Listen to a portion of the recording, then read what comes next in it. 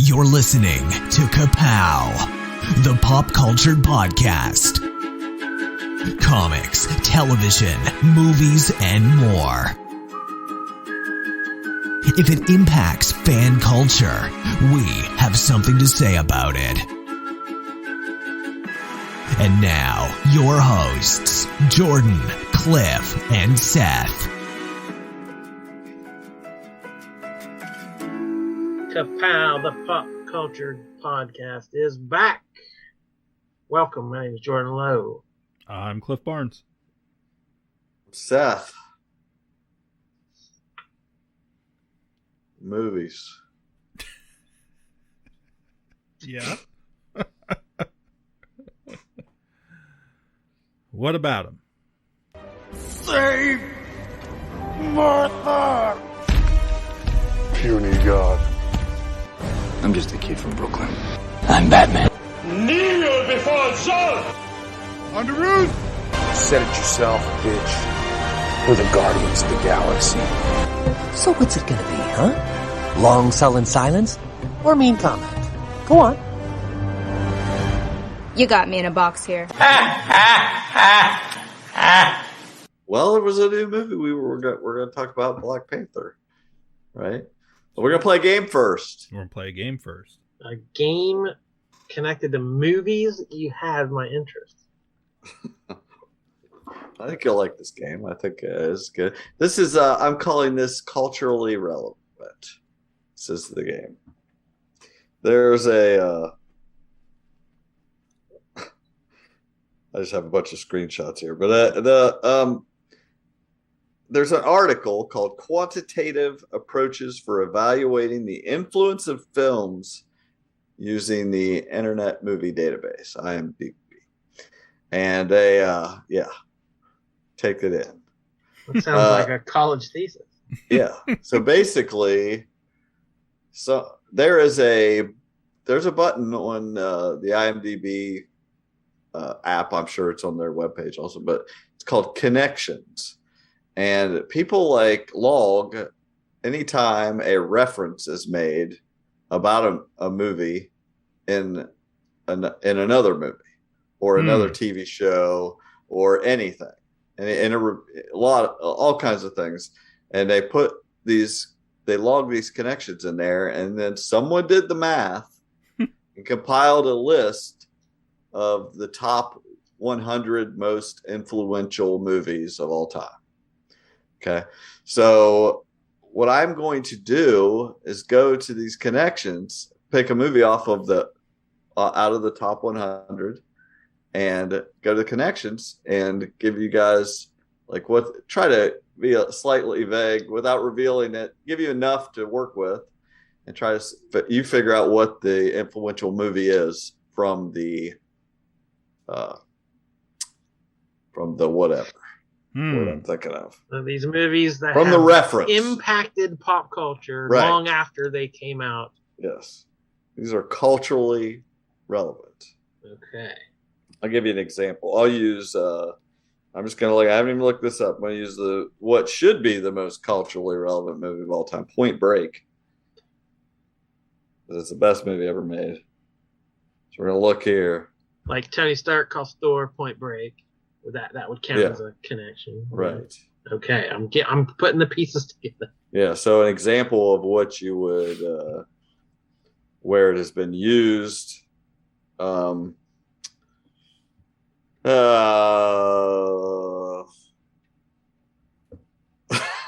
like this.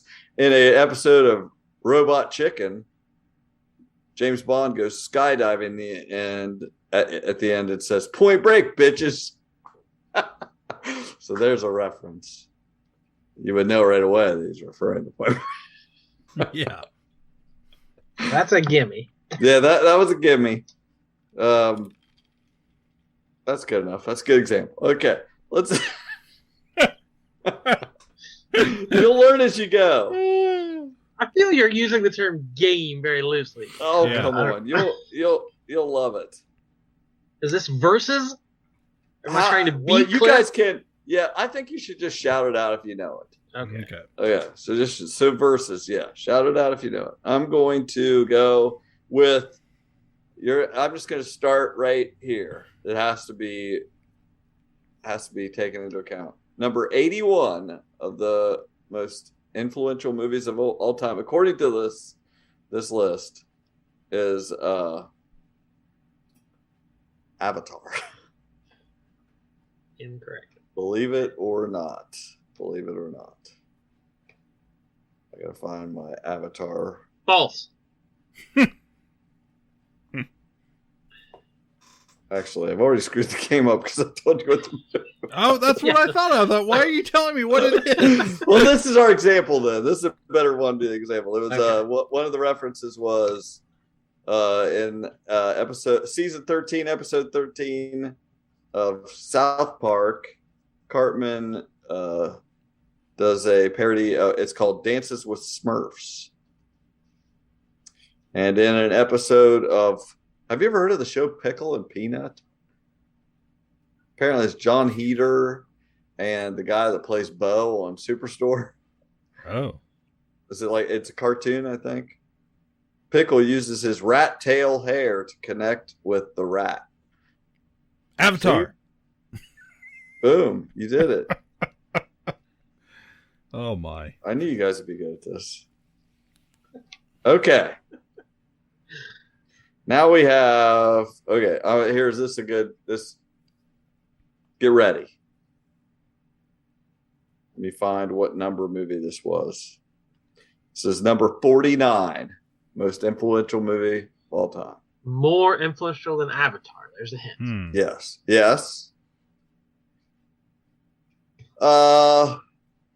In the movie Flushed Away, 2006, when Roddy first comes down to the underground city, there's an offer to feed the flies just a tuppence a bag.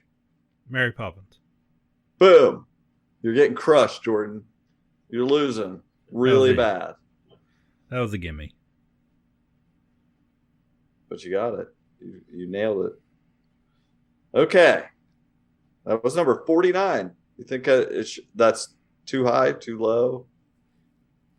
Flushed Away was number 49? No, Mary Poppins. Number 49, most influential movie of all time. Okay. Okay, let's see. Here's one. We know this is culturally relevant. Definitely.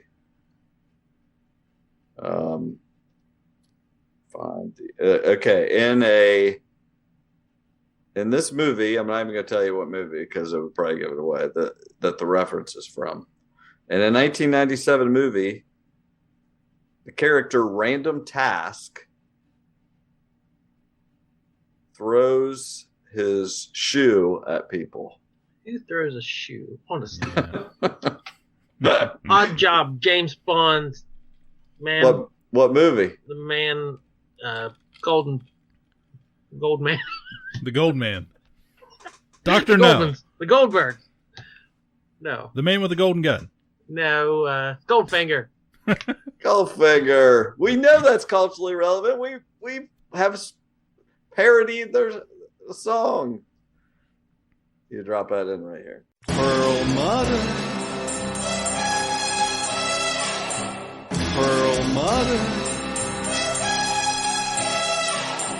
I'll give you another reference from that movie since you got it so fast. To remove his tattoo in season 1, episode 1 of The Simpsons, Bart is strapped to a table with a laser moving towards him.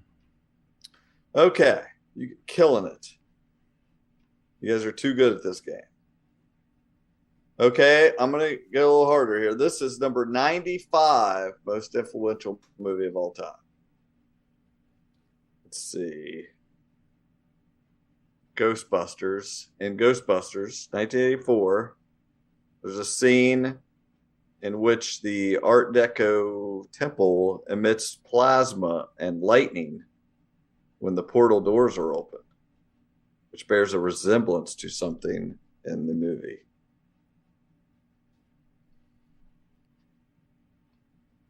Okay. I'll give you another one. Next clue. In Risky Business, 1983, while Joel, Tom Cruise, is waiting for class to end in school, the clock is running backwards.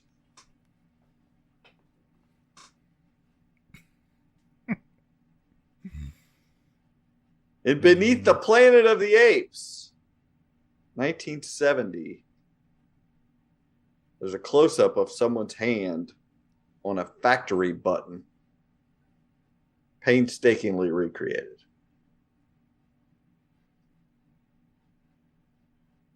And this, it's possible you guys will get this, but I would think one of you could come up with this clip.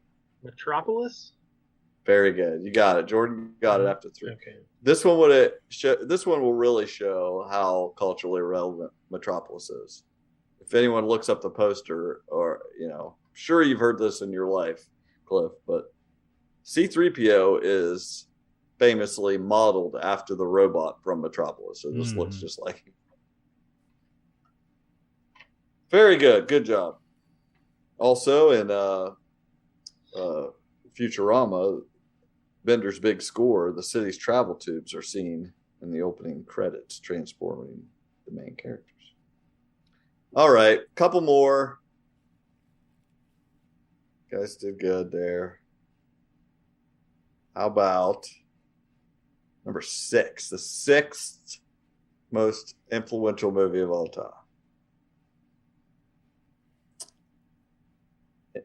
In Caddyshack, 1980, in the scene with the Baby Ruth candy bar in the pool, which everyone thought was feces,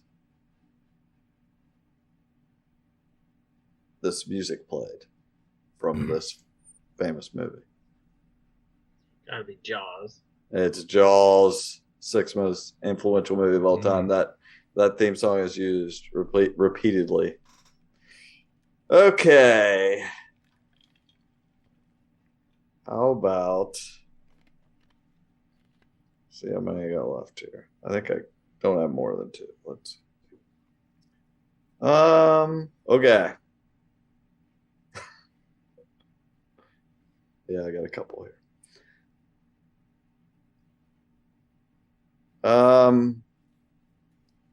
This movie is number 25 on the most influential movie list. In Zoolander, 2001, Hansel says, "Cut me," during a contest.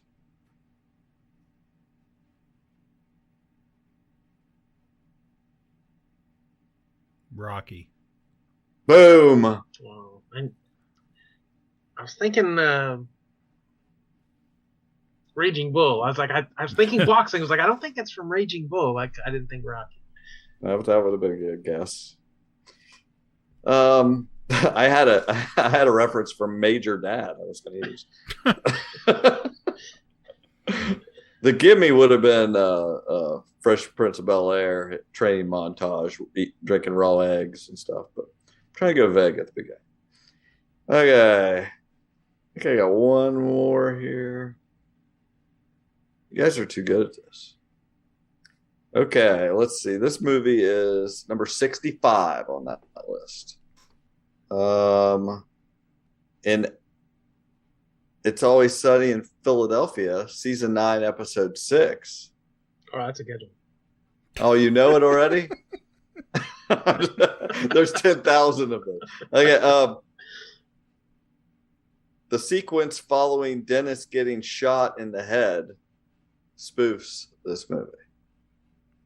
Deer Hunter. No. No? Oh. Trying to remember which time Dennis got shot.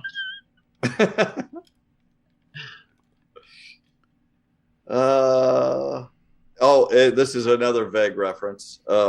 In Be Kind, Rewind, this movie is one of the Sweded movies. It doesn't give anything away, but I love that. Let's see. I got another. This one's probably given away, but I like the reference. In the movie Emmanuel Through Time, Emmanuel's Skin City. There is a TV show on there called I'd Screw That for $1. It's gotta be RoboCop. RoboCop. Got it. That was great. You guys did great. There was a episode of Community, a couple episodes that reference it. RoboCop was the most referenced movie in Running the Asylum. We made sure to put a RoboCop reference in every episode. You guys did good. I think it might have been 3-3 or something like that. It was pretty close. Not bad. Not too shabby. I'll prepare some more for the future. I thought that was pretty good. So if we're gaming, this doesn't really fit anywhere else, but I bought a video game this week. What? I did too. It's very old. Mine's a little old. For a sad reason. Because Kevin Conroy passed away unexpectedly at the age of 66 from intestinal cancer. Ugh. So this is the voice in 1992.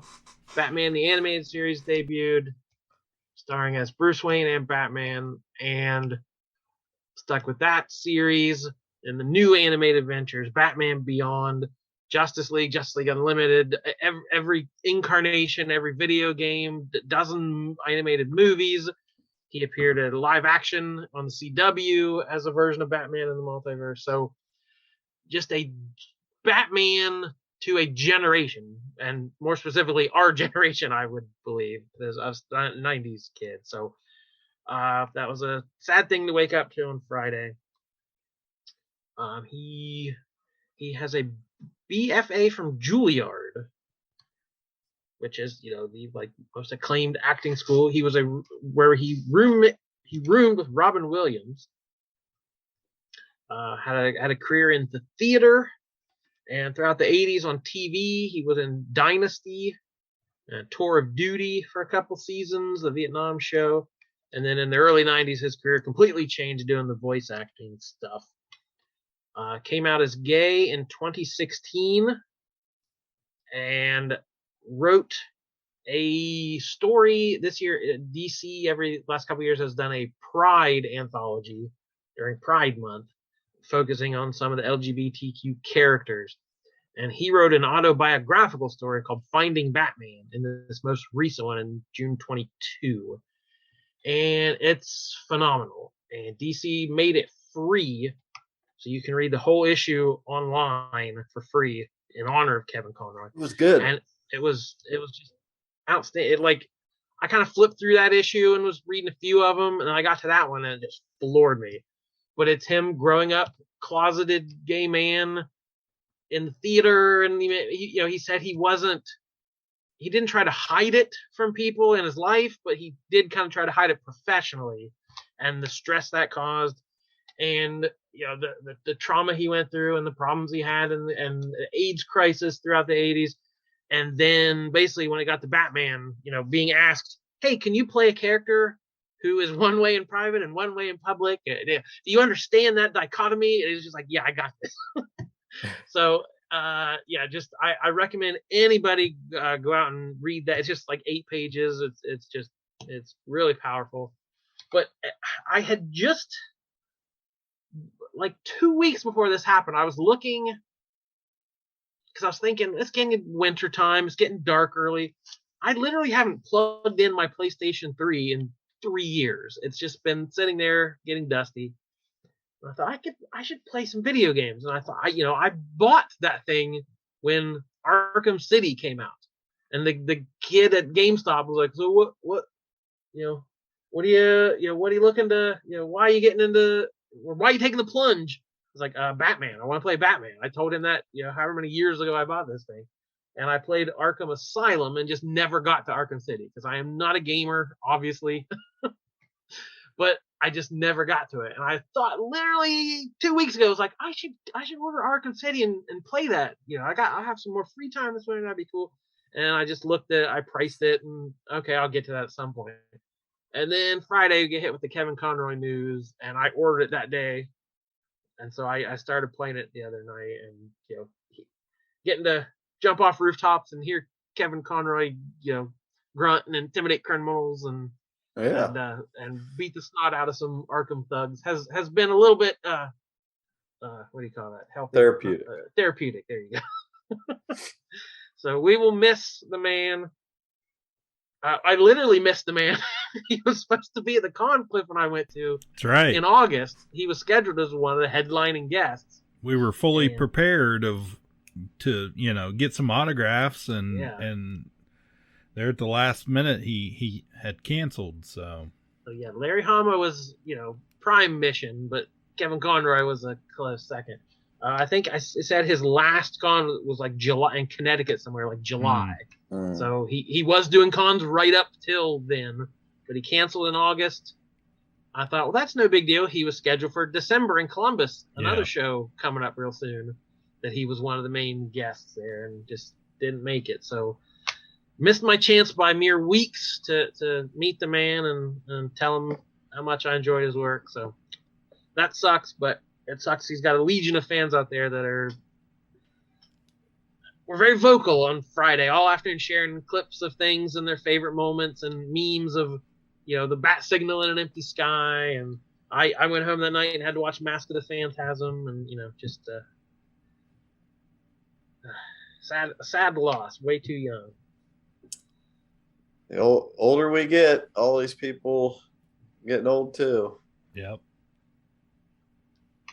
Adam West passed away, and that's sad. But he was older. It was more expected. He was from a previous generation. But it's like, that never hit me anywhere in the ballpark of this one. So yeah, that sucks. Well, headline: I'm playing a PlayStation 3 video game and loving every minute of it. Yeah. I'm two systems behind, about a decade behind, but I'm playing. It's right on my pace. That new God of War came out for PS5, and I want to play it, but I hadn't played the 2018 God of War, so I ordered it for, I started it basically the other day, and I'm enjoying it. So hopefully I can play it on this Thanksgiving vacation and then play the new one at Christmas. A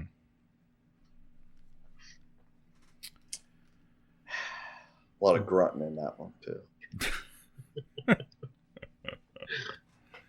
So I'm so bad at video games. I'm looking at these Riddler clues. I'm like, what? How in the? Is there a box over there? What am I supposed? I'm just running around in circles. It's got a question mark on it. Yeah. Turn on the detective goggles. I'm like, there must be something glowing nearby. I'll figure this out at some point. Yeah, I remember playing that. Cooper was really into that game when it came out. Yeah, I played it back in the day. Yeah, I think he still has a poster from when that was released, some of the artwork from the game cover and whatnot. And but I remember back then trying to play that and being like, I am too old for this. Like, it is trying to lead me somewhere and I still can't figure it out. Like, so it's a very Spider-Man Batman, those games. A lot of pulling people up through web. Yeah. Yeah, I'm in some abandoned warehouse or whatever, and it was like, we better get back to where we came in. I think the clue's at the entrance. And I'm walking in circles. He just keeps saying, I think it's back there. Like, I don't know where I am. Where are you pointing? I'm through the ducts. I'm like, I'm really lost here. Well, speaking of superheroes, there was a pretty big superhero movie that came out just recently. Tell me how to best protect Wakanda. Without the Black Panther, Wakanda will fall. My ancestors would often say, only the most broken people can be great leaders. My enemies call me Namor. They came from the water. He has superhuman strength. I need to know if Wakanda is an ally or an enemy. You can come and find out. Let our gracious response to this incursion be an olive branch. Further attempts on our resources will be considered an act of aggression and met with a much stiffer response.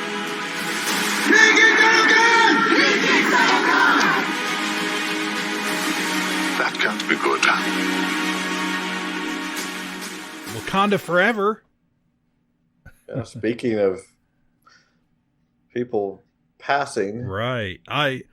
It really reminded me, and I hadn't thought about it, just because I was preoccupied with vacation and Star Wars and other stuff happening, and I hadn't really thought about it. But when Chadwick Boseman passed away, we were recording an episode, and it was one of the first ones we had done with Zoom and during the pandemic, and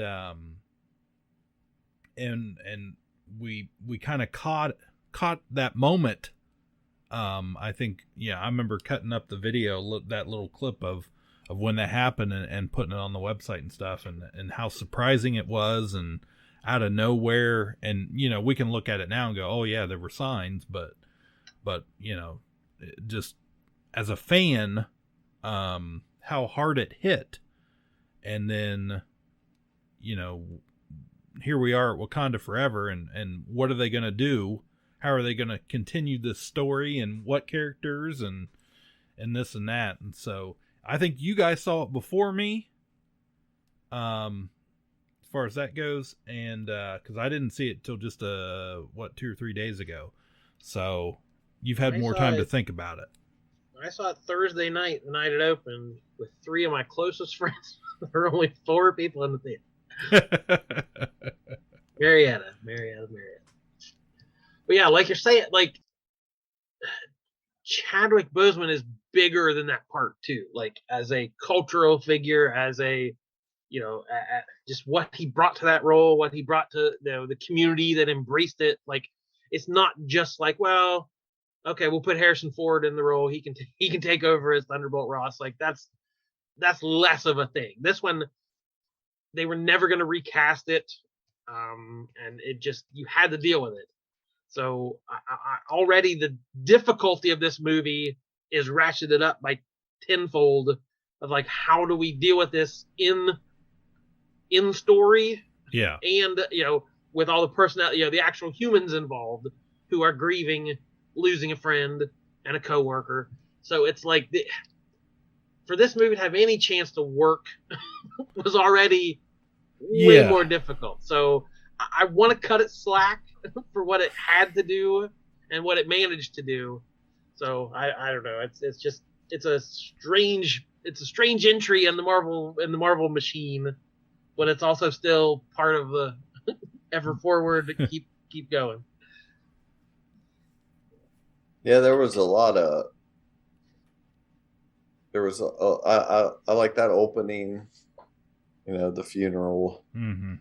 That was good. Just do that in story. We didn't, you know. Even the credits, the Marvel logo. Yeah, just him. With no music, just silence. Like, oh, that set the tone right there. Like, I should have brought some Kleenex. Yeah.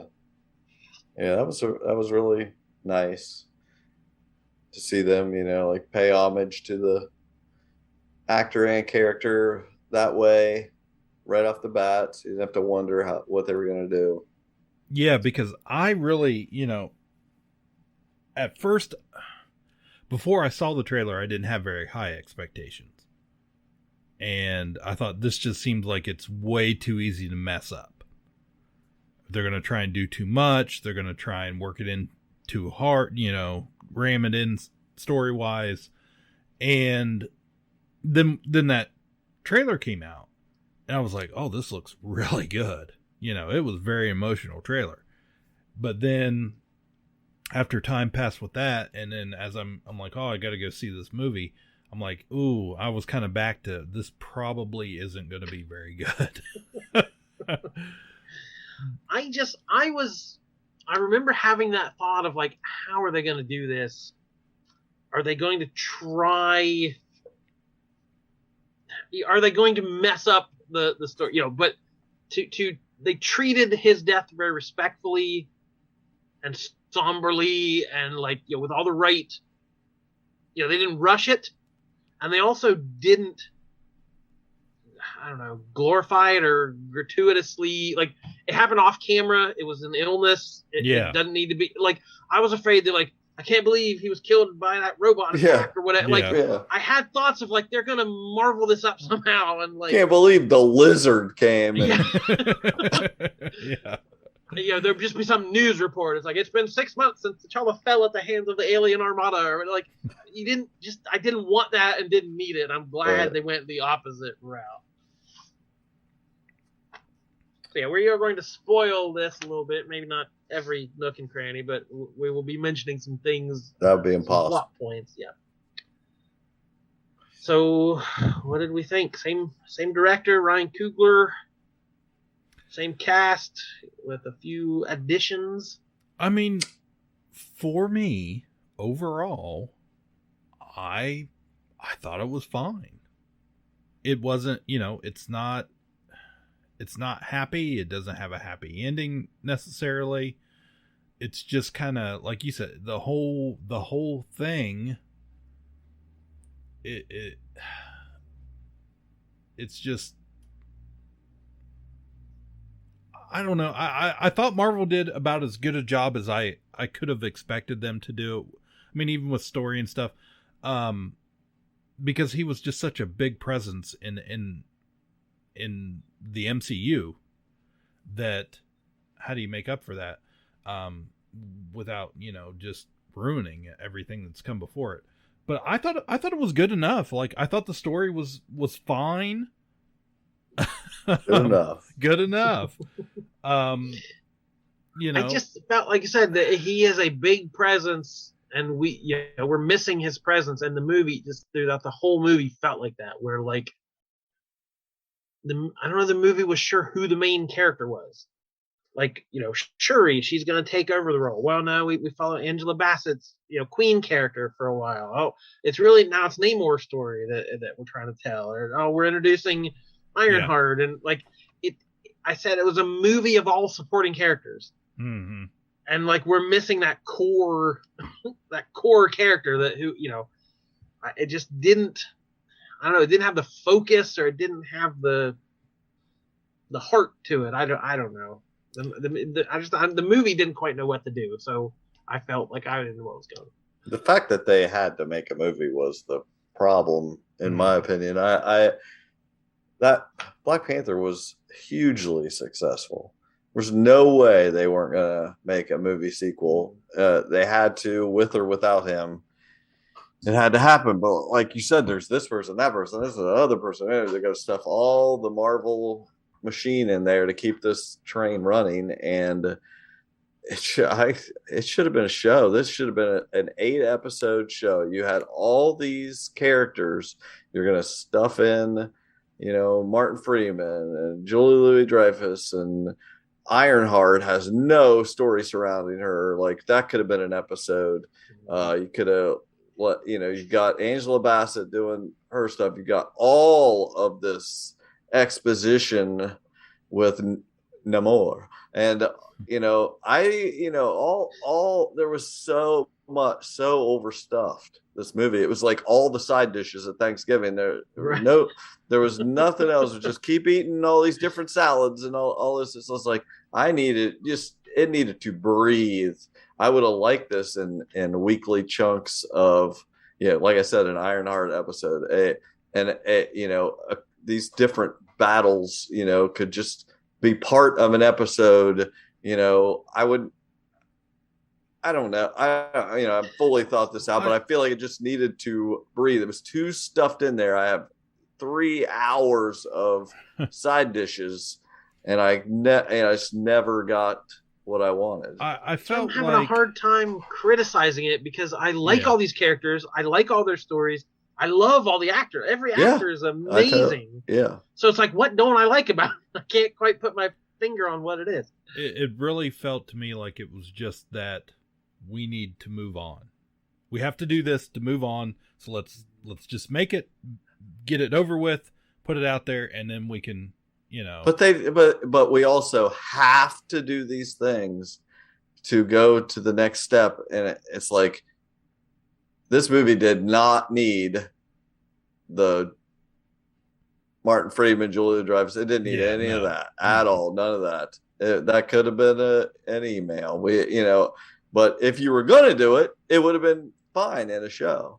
It would have been a fine storyline in there. But anyway, and I did not like the way it looked. I know it doesn't look that much different than other Marvel movies, but the Avatar trailer did not do it any favors. They got the trailer beforehand. It's this bright, colorful underwater blue people, and then we got this movie with the blue people and underwater that's dank, dark, and just not pretty. And I hated the first hour to hour and a half of this movie. I was bored, like just so much yakety yak that I mean I cared about it. I liked the story, but it just was, there was nothing to. I was like, am I really going to hate this? I felt like the second half brought it back for me. I did like stuff, and Killmonger showing up, that was cool. All that, but I just thought that gray blue palette is wearing me out. I don't know what to do about it. I don't know if they have any plans, but it's just like these studios that just have one look, and they cannot do anything else. The little bits of color when they did whatever these characters, Lupita Nyong'o was playing, where they have their suits, that brought a little bit of color.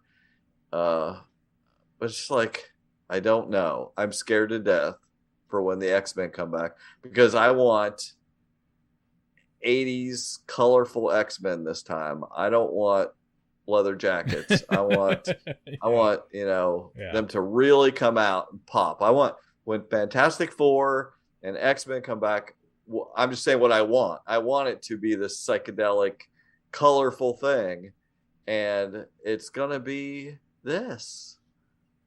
We were supposed to be wowed by this underwater city and just in awe, and it was like I couldn't see what anything was. Right. No, it was murky. The whole thing was murky. I loved the guy that played Namor, and I liked the idea of the story. I mean, he was just the Atlantean thing, Now it's like it has something to sink your teeth into, and there's all this colonialism and these people fighting against each other when they should be working together, and it sets up a lot of stuff.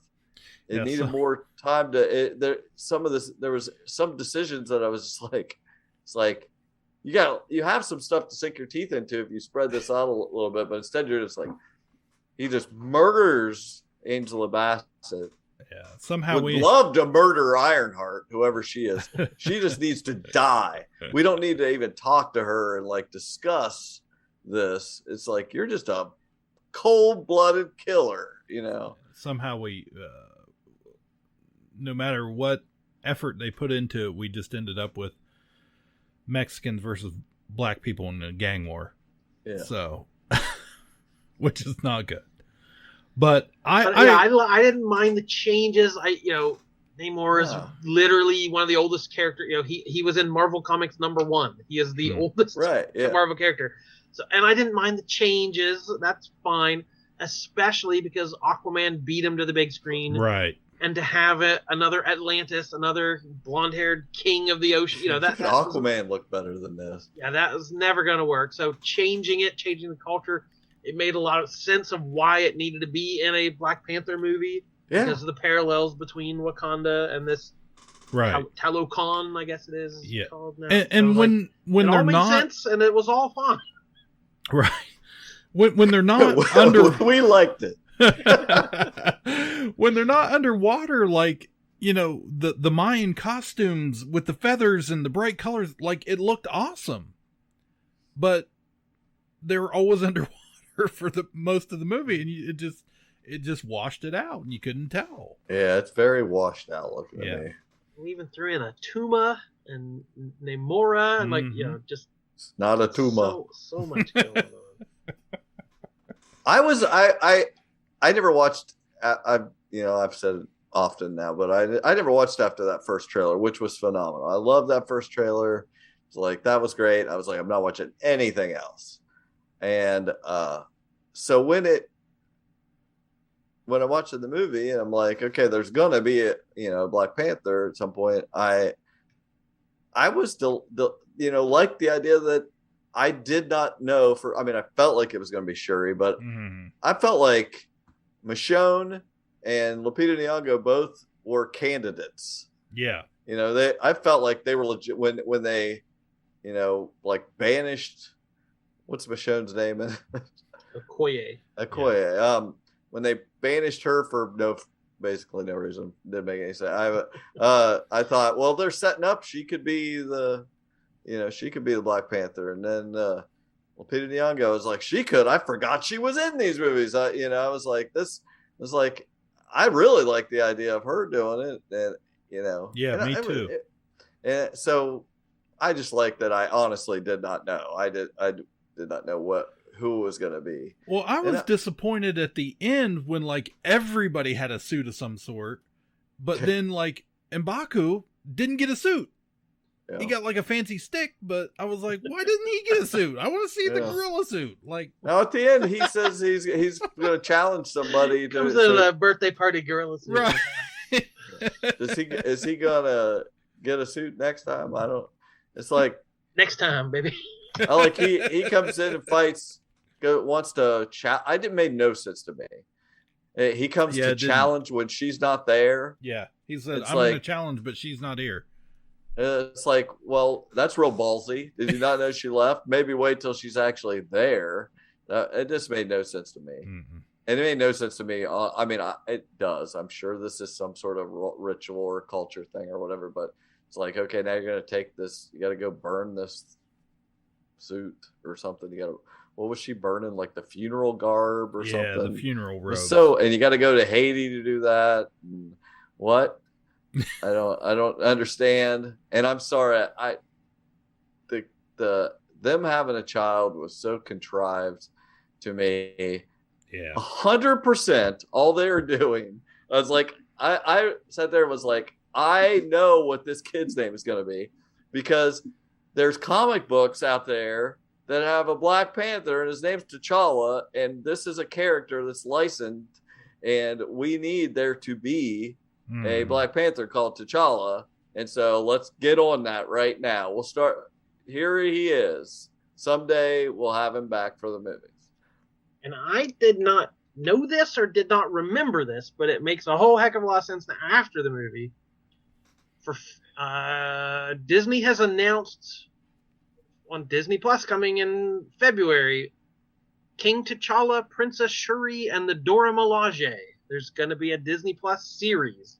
Like a cartoon? I don't think Probably. so. Oh, I don't know. I never heard of this. I hadn't either. So yeah, all the we got a few more of the side characters. Whether it's their love lives or their potential claim to the throne of Wakanda, there are many questions about the Dora Milaje that need answering. And Disney Plus will depict Wakanda in full flow, going into every aspect of the country. So they introduce this side character, a couple of the side characters. The one kisses the other one on the head, and we got a little moment that ruffled people's Mayan feathers, whatever. But it's like they. Again, for a very crowded show, they're like, "Oh, we got franchising to do. Get these characters, make sure they get some screen time and some face time and some new costumes, and add them in because we got a show to produce." I did not like that whole. She's like, "You had a kid, yeah. You never told us. It's just gonna grow up and we're never gonna know unless he, it's like, yeah. Well, we told your mom. Oh, yeah. Cool. Yeah. We told everybody but you. It was just like, that made no sense that she was just like, oh, okay, that makes perfect sense. You would tell my mom, and she's met him. but everybody's been lying to me. It's like I'm in the immediate family also here. It's like it made no freaking sense. There's whatever. This is very low on my full Marvel ranking of movies. It's not one that I'm in any hurry to revisit. I liked it. I liked the aspects of it. I liked the piece. There's a lot piece, to like. I like the pieces. But yeah, again, it just felt more like the pieces. It felt like these are the necessary pieces to get from this step to that step. Yeah. Here you go. Yeah. Yeah, in the last couple of days since I've seen it, I've seen a lot of people talking about, this movie marks the end of Marvel's trauma era in phase whatever we're in. 4. Yeah.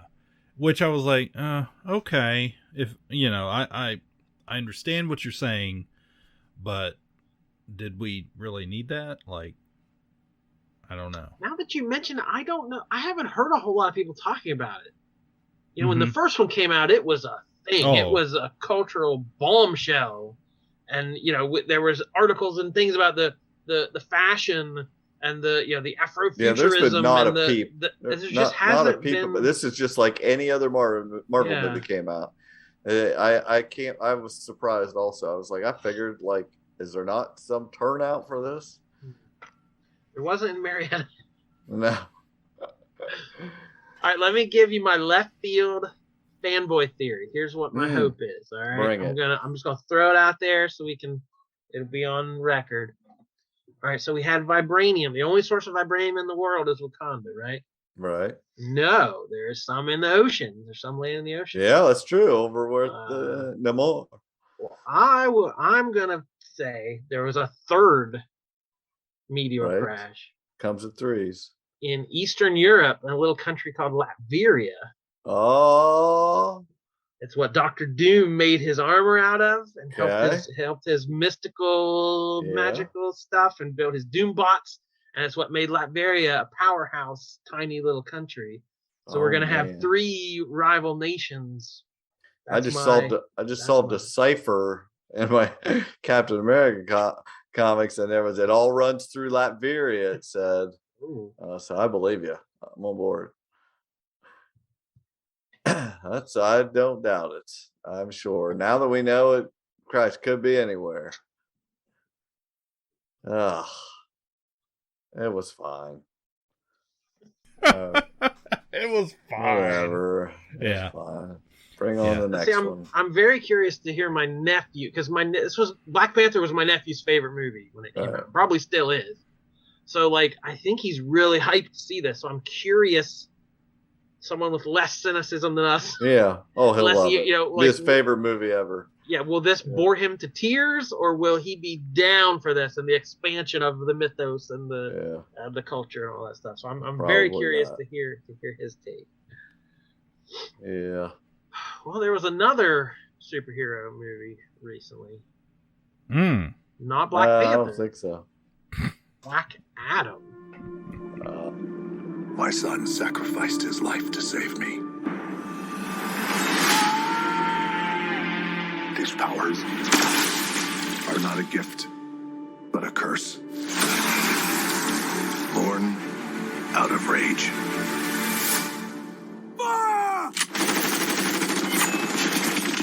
So I'm out to them.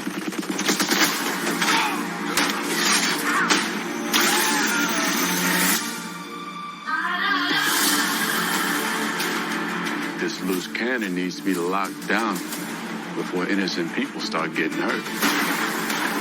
He's been asleep for 5,000 years. You find us a cell that can hold him, we'll take care of the rest. Who's on the team? I didn't bring a passport. You don't need passports. You're the Justice Society.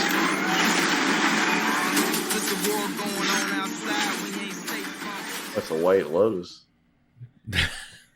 Dwayne The Rock Adam Johnson. Oh, yeah. Directed by a dude, I didn't know who this guy was, Jamie Collett Sarah. Okay. He's got quite a resume. horror movies House of Wax and Orphan, and the Liam Neeson movies Unknown, Nonstop, Run All Night, and The Commuter. You just said Next of Kin. Four Liam Neesons this guy has done. And Jungle Cruise. So I'm sure that's how he met Dwayne. There's the connection. Dwayne the Jungle Johnson. I tell you what, one last thing. Since you said something I forgot about. In the previews of Black Panther, I saw the Avatar and this and that, and there was another trailer they ran for a movie called Megan. That was that was about the creepiest looking freaking thing I'd ever seen. And when it's like dancing and stuff, and I was just like, oh my God, who would want to go see this movie? It was terrifying. Megan. Go ahead, sorry. No, I'm fine. He didn't direct that. So yeah, this was long in production. I feel like The Rock willed this into existence just by talking about it for a decade, that he wanted to be Black Adam. It's come at this very tumultuous time for Warner Brothers, where everything's in the air, nobody knows what's going on, and people are like, yep, this is the first one of the 10-year point. Oh. So who knows? I was worried they weren't even going to try to... This is the dark universe of DC. I had a feeling they weren't even going to tie it into Shazam whatsoever. They were going to try to pretend like it was two completely separate universes. That would have been the most DC thing ever. Yeah. We did get some wizards and some mentions that it's a shared origin story. But all right, DC guy, what was your take on this one? My take was I really did enjoy what they did with the other characters. You know, I've talked before, but I really like Dr. Fate as a character. I know he's been around for, forever. But I've just always, it's just a neat character. I've always liked the look of it and the magic and the Lord of Order and all of that stuff, the helmet of Naboo. And I really wasn't sure when they announced like Pierce Brosnan. I was like, what? I don't understand what you're doing here. But I really liked it. I thought his presence as what was probably the best out of everybody they had on there. And I did like, this version of Hawkman. The actor that played him, I thought, he looked the part. It was a cool Hodge. Okay. It was a cool look. He looked like Hawkman to me. And, I had worried a little bit that they were going to make him kind of they weren't going to show him as a powerful character, like a legitimate, this guy is a major superhero of our universe. But I really thought they did him well. The weapons were cool, his attitude, and I liked, him being the leader of the group too. I've got to agree. I am shocked he was so cool and looked not realistic, but a mask with a giant beak and big metal wing. Like, how do you make that look cool? I don't know if the actor had the gravitas to pull it off, or if the costume design was that good. But in a fight, it looked functional, it looked powerful, and him just standing there, on a spaceship, he still looked. He didn't look like Super Friends, right? Out of place. Yeah. So that stuff I really liked. Even the Atom Smasher, I thought they could have done a lot more with him. I thought there was a story from the comics there that they could have done a lot more with him and Black Adam. And Cyclone was fine, but they were just kind of there more or less. I was also impressed with Cyclone, the look of her powers. Mm-hmm. Because I'm only thinking, the CW when the Flash moves his arms real fast and makes Cyclone, that's what I'm imagining. This cheesy, but they made it like she was almost a dancer, very fluid look to it. So the something like Storm and the X-Men would look cool, Right. creating these windstorms and stuff. Like, I think honestly, I'm just happy they didn't have the character wearing a bucket on her head. Right. Some old lady with a bucket on her head, Ma like, okay. Hunkle. Yeah. So yeah, JSA stuff was A+. That, and I didn't even mind. They just kind of showed up. We're the JSA. We've always been here. Like, right. They didn't try to explain their history. They were just there. They're old superheroes. They've been there forever. Get on with it. Yeah. And, they did it fine. It's the rest of the movie that didn't quite hold up to their exactly. standard. Like, I mean, I thought The Rock or Dwayne Johnson was he was fine. He was okay, but a lot of his action scenes reminded me of that first Superman movie with Henry Cavill. Which one? Man of Steel.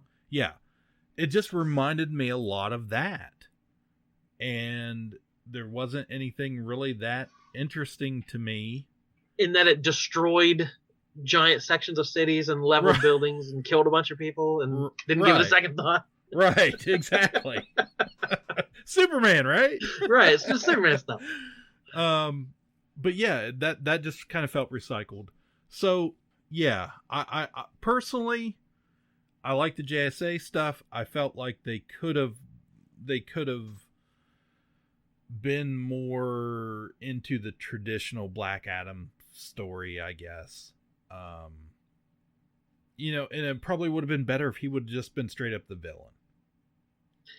That's my thinking, is that, him versus the JSA.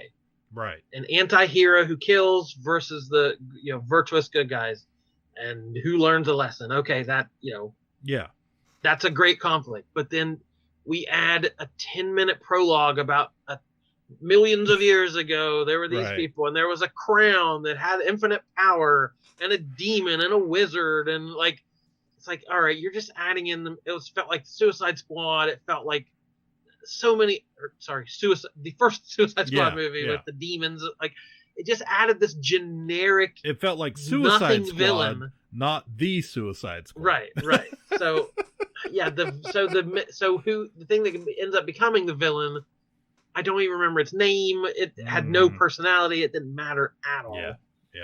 But I really like the crux of it. Okay, we're in Kahndaq, this nation that's been forgotten and abandoned. The heroes don't. We have our own hero who takes care of things. Like, that's a cool setup. And then they have the kid who's a fanboy. It's like, I love Flash and Wonder Woman. Woo! And it's like, why do you? The whole point is your heroes have abandoned. So you go to Black Adam. So it didn't have the tone, like, it's going to be dark and dreary. If you're going to do that, go all in. Make it a, we hate heroes, and we want our heroes to kill people and that kind of thing. But it didn't have the guts to do that. Like, the story was right in front of them, but they couldn't find it. Right. Yeah, but I mean, it wasn't this horrible movie. I mean, it entertained me enough to, it was entertaining for sure. Now, the action, I thought, was, him fighting the planes and ripping the planes in half and stuff. Like, it was as good as he, could have expected. But yeah, although he does a few of those, like, wrestling, something hits him, a bomb blows up, he turns his head and gives that eyebrow. Like, that's like getting hit with a folding chair or something. You can't quite get rid of those ticks, but I felt like he kind of disappeared into the role as much as he is able. Right. So many, we say all his roles, he's just the Rock in a different, different T-shirt or whatever. But he actually felt like a different character this time at parts. So this is probably close to Black Panther and how much I got out of it. As far as expectations versus payoff, I don't know. I think the lesson to be learned, hopefully by James Gunn, is hey, Hawkman and these other characters are pretty cool, and maybe we should make movies that, more movies that aren't Batman and Superman. So but yeah, well, I think I predicted that I would never see this movie. pulled it off so far. That has held true. All right, any other movies before we wrap things up? No, nothing that's I real quick. I was talking to you guys off air. The big, I don't know. Was it controversial? The Don't Worry, Darling movie. Wasn't there like a big? Oh, it was just spit all gate. Kinds of mess. Yeah, between the behind stars the scenes with that drama. Yeah, I watched that today. It's out on HBO Max, and I liked it. It's not something I would normally watch, but it was interesting. The look, the costuming, the set decoration, it's 1950s, early 60s community, and it looks amazing. It blends so well with the music they chose throughout the film that plays. So I really, if anything, I really just the whole vibe of that movie, in those scenes, I super enjoyed that.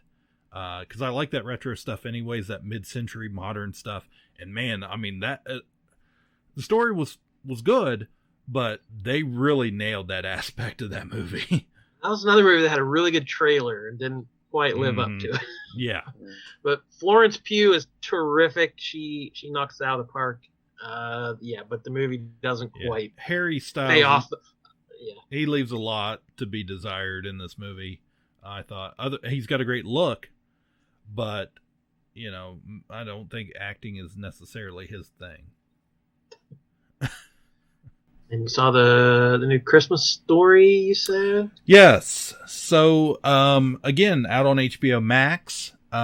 This is A Christmas Story Christmas, I think is the official title of this movie. Oh, life moves fast. One day you're playing kick the can with kids named Flick and Schwartz. I triple dog dare you! And the next thing you know, you're a certified adult. Ralph, dear old man. Fragile. He was the best. Ralphie, promise me we're gonna make this a wonderful Christmas. That would make your father so happy. I promise. What had I done? And now it was all up to me? I suggest you start drinking and don't stop till New Year's. Hey kids, who wants to go see Santa? This is amazing, incredible. We will meet you right here when you're done. Don't let him kick you in the face. Huh? It's the happy season. When it's just us decorating, it kind of feels like child labor. Honey, it's not labor if we don't pay you. Yeah. Cheers. There'll be much mistletoe. My dad made this all look so easy. Now, I'm a like most people, I think, am a huge fan of A Christmas Story. We watch it multiple times a year. We watch it several times every year on Christmas Eve and Christmas when it's on 24 hours. I've been to A Christmas Story house in Cleveland. Me too. Yeah. It's awesome. Where they filmed a good portion of this movie. I have seen all of these movies. I've seen Ollie Hop Noodles, Haven of Bliss. I've seen A Summer Story. I've seen A Christmas Story 2. I've seen every Caravan of Cleveland. Yeah. I've seen every sequel to that movie, and I enjoyed it. Like, I didn't have very high expectations because I've seen all those other movies. But it's finally bringing Ralphie back, the Ralphie. And they have recast a couple roles, but they have stuck with the original actors and some of the other ones that all grown up. And takes place in 1973. And Ralphie's grown up. He has his own struggles with his family, but he still loves Christmas. and has those wonderful nostalgic memories just like we do. And he just wants to, to pull that off, just like his old man would. But I thought it was cute. The story was sweet and not ridiculously over the top. I mean, it's supposed to be silly. It's supposed to be a family movie for all ages and especially children. And they did some of the same tropes from that original movie. Ralphie is still he's still the dreamer. He still plays out, the ridiculous scenes in his head, just like when he had the BB gun and shooting the guys out of his back porch window. So I liked it. It's something we'll watch several times over, probably for years to come. So yeah, I had another friend say I sat down expecting to hate this because they love the original so much and just figured this was just a cash in piece of crap, and they're like, I loved it. Yeah. I really thought Peter Billingsley tried his best to play this role as he did in 1983.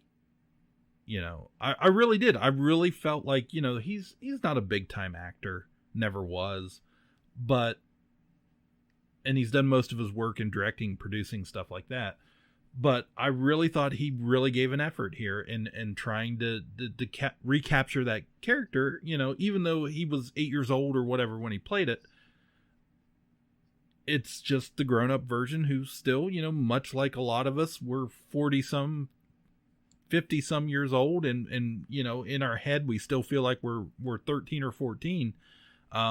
That's just what I took from it. So I thought it was cute. I thought it was fun, sweet movie. Good for everybody.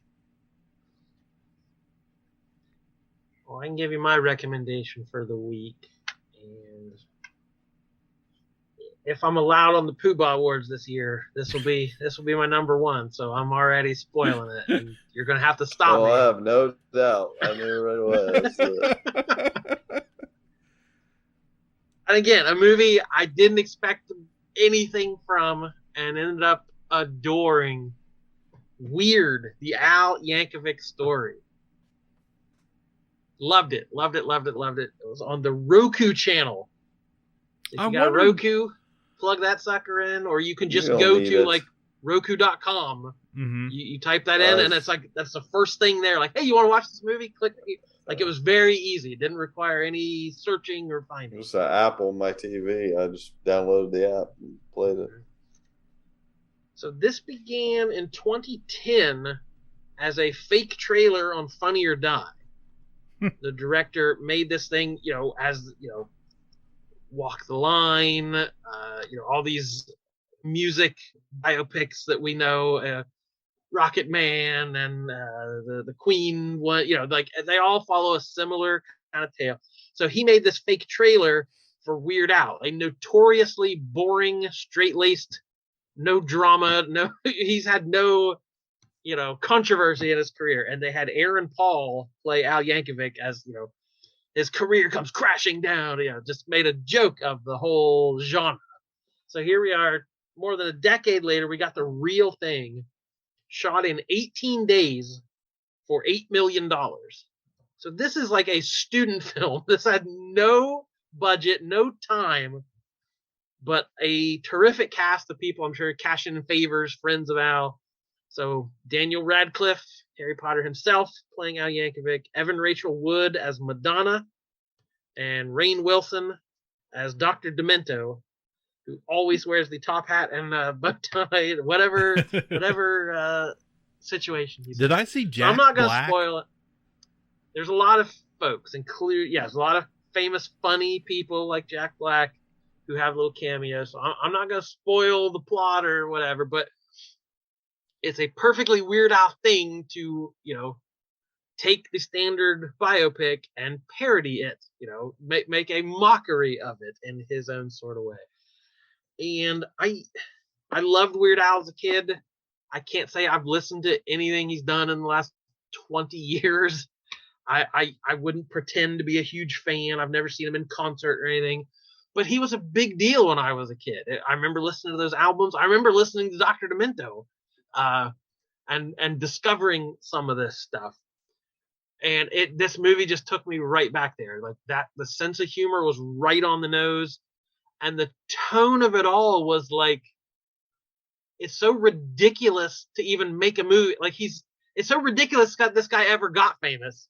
It was such a 1 in a million shot, and he is, it's very self-deprecating, and it just had the exact right tone. Because a lot of the movies about music people are so pompous, and it was destiny for this person to become a star and all this nonsense, and he just deflates all that stuff.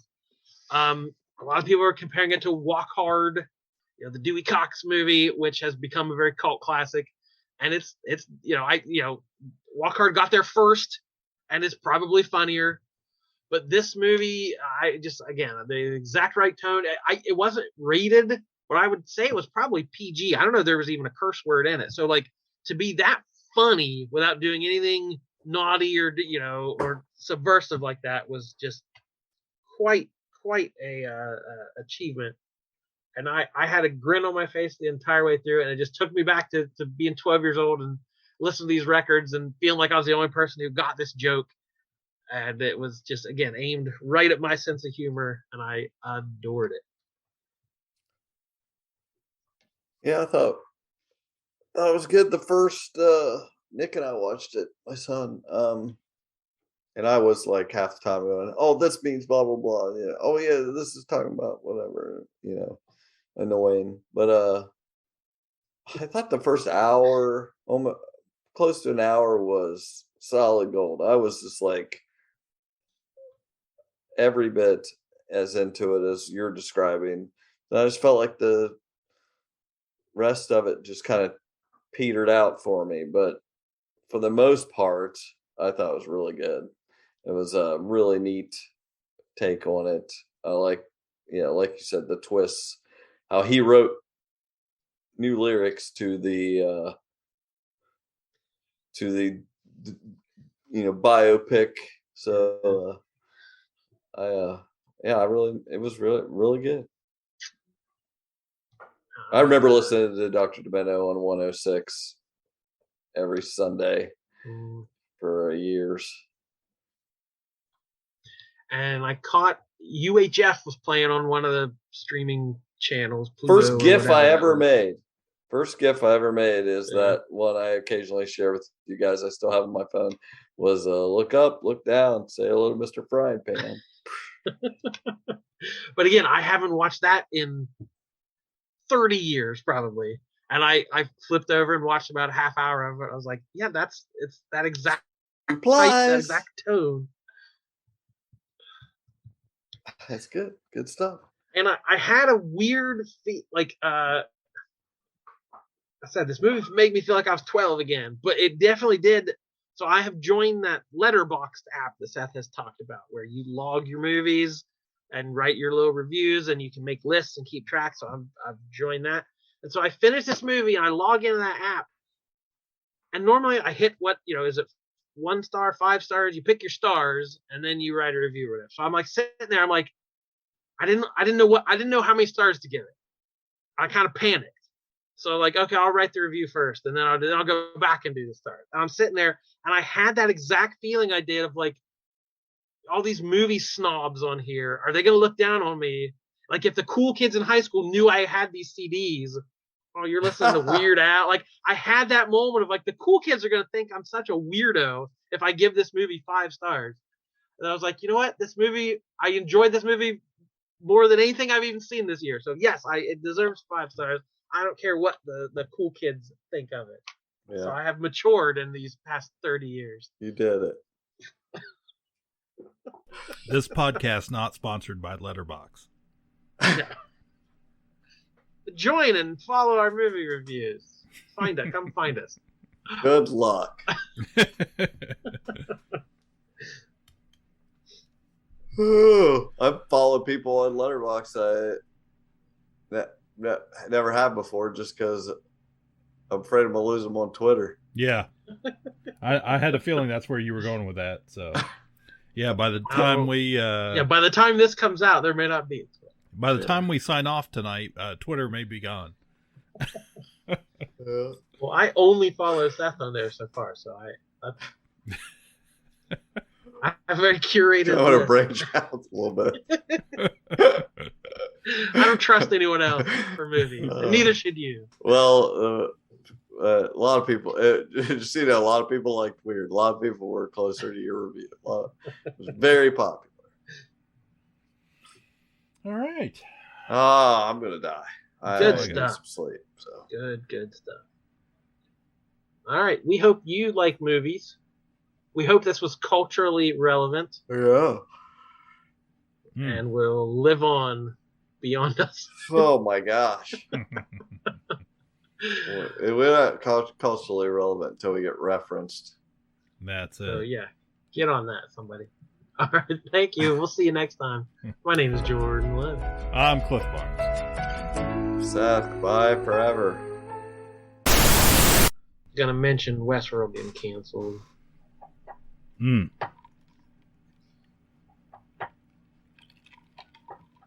anybody finish it? That last season? Oh, Westworld? Yeah, we watched it all. Oh, did you? I don't remember anything about it. Yeah, you can't make any sense of it. Or it doesn't make any sense. What I remember, I couldn't explain. Yeah, it's totally indecipherable. Was there a genie involved? I wish.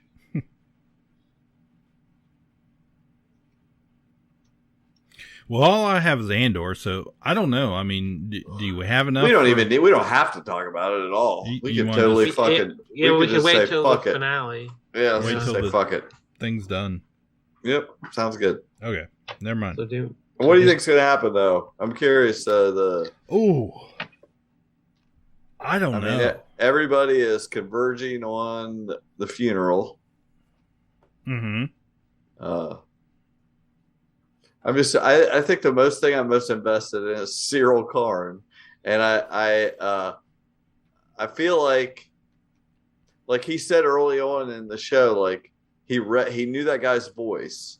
He did, he would recognize his voice, Stellan Skarsgård. Yeah. So I feel like he's going there to try to prove himself. He'll be halfway through a bite of cereal and be like, yeah. He'll be like. He won't want to crunch down on it or just have it in his mouth. But it's like the spoon just starts shaking. He just wants to like get in with them so bad, and I feel like he's gonna go there, hear the guy, he's gonna be able to ID him, and he is just gonna get. Nobody's gonna give a shit about. This is kind of what I want. I want him to do what he's trying to do. Go there and impress. Try to impress them. Be able to call the guy out, and then they'll like take his information and use it, but just shit on him or whatever. Yeah. Just like fucking drive over him with a tank or whatever. There's no victory for him. No, whatever. It cannot work out for him. Right. Yeah. I want to. I want to see what happens to Lonnie. This show is. I'm so used to the other stuff. When they mention, there's a rebel pilot with meeting at a rendezvous. I'm like, who's it going to be? I'm like, that's not what this show is. Or they talked about it's a trap. I'm like, that'd be a funny, what's his face reference? Like, the show doesn't do this. That last episode where Luthen has to escape the not Star Destroyer, but the little patrol ship, I think was about as much of that type of action you're going to get, There's people saying they're afraid we're going to get like a CGI Leia like we did young Luke. Saying of like, with this upper class, what's her name? Mon Mothma, like travels in these circles, like, yeah.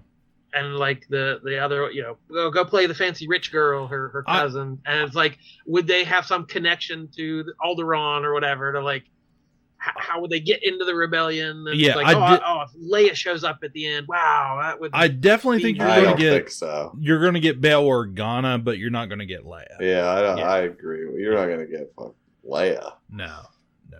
That's not this. I've been expecting to see Bail Organa show up at some point, because him and Mon Mothma were, the leaders of the rebellion, and that whatever that other guy that is leading the other faction besides Saw Gerrera, he's going to get blown the hell up. And I love that stuff with her kid, her husband and kids.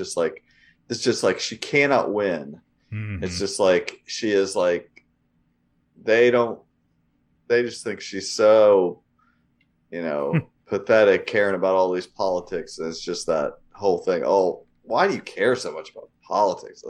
Like, and then like her like getting into the stuff just because she knows that they, wouldn't want her to. She's all she's just that you're never going to be appreciated. And meanwhile, she's trying to keep her kid from being destined to live this life she's living, and the kid, it's going to happen. It just looks like, she can't stop it, and her kid doesn't believe she even cares about her. Have they confirmed that season 2 yet, or is it just still a rumor? Oh yeah. They've got it all lined up. They've got the time jumps lined up. Yeah. To map out they already talked about like how many episodes between time jumps. I remember like they wanted it to be a longer series, and like they then they coordinated with Disney. It's like, okay, you're just getting to, like, they knew ahead of time, I think, what they had to. Well, something I read. The reason I question it is because it hasn't been. It's not a huge hit. Yes, it is. Well, I mean, there's a group. There's 50% of people that love Star Wars fans that like everything, love the show, and it's a bigger hit than I mean. I know what you're saying, but there's a ton of shit on Disney Plus that is not getting watched like this show. Right, but this is like the first. This is the first one they've had to put on. Oh, we're going to show it on network television, trying to find a bigger audience for, because they're showing it on ABC. They're showing it on free, like every 2 episodes here, 2 episodes there on Freeform, 2 on whatever, and doing Hulu or whatever, doing it that way. And I'm like, oh, that people would freaking me riot if they took the show. It's critically acclaimed, and that actually means something. Yeah. So okay, so we'll do that later. We have Wakanda Forever. You got a game? You got your game ready? Sure. Okay. Ka-Pow, the pop cultured podcast, is intended for entertainment and information purposes only. Sounds, music, and clips played during the podcast are property of copyright holders. All original content is property of www.udownwithkpp.com. If you enjoyed this podcast, please subscribe and leave a comment. Ka-Pow, the pop cultured podcast, can be found on Apple Podcasts, Google Podcasts, Podbean, Spotify, and wherever podcasts can be found. You can connect with us through social media on Facebook, YouTube, at the Ka-Pow Podcast on Twitter, or email the show, Ka-Pow, the pop cultured podcast @gmail.com. If you really want to go the extra mile, join our Patreon at patreon.com/udownwithkpp for special content and access to Patreon-only benefits. We are grateful for anyone who chooses to contribute, but please know that most of our content will remain free. So please continue to like, comment, and share.